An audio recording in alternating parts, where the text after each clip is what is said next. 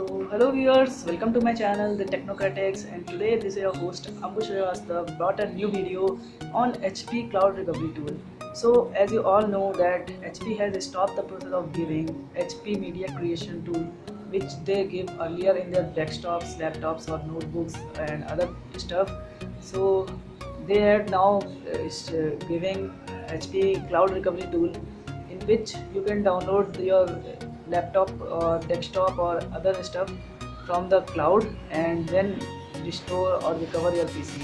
So I have made the video short and described all the things in detail.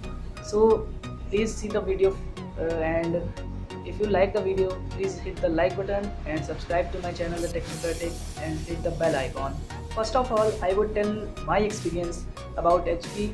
So my experience was good, and I would like to share my story to you that I bought a HP gaming laptop, HP Pavilion 15DK0045TX.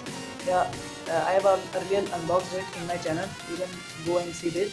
And as you all know that Windows also has a recovery drive creation option, and I created a recovery media using the Windows recovery media creation tool.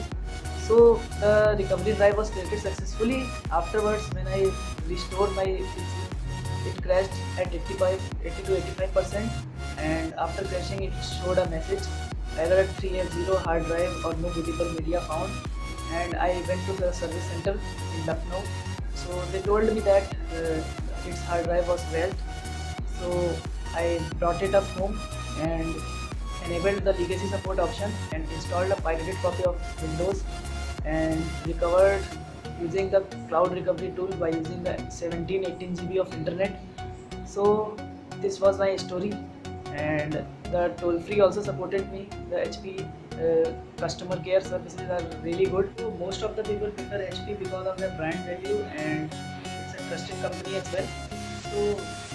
So now I would like to tell my requirements and recommendations to you.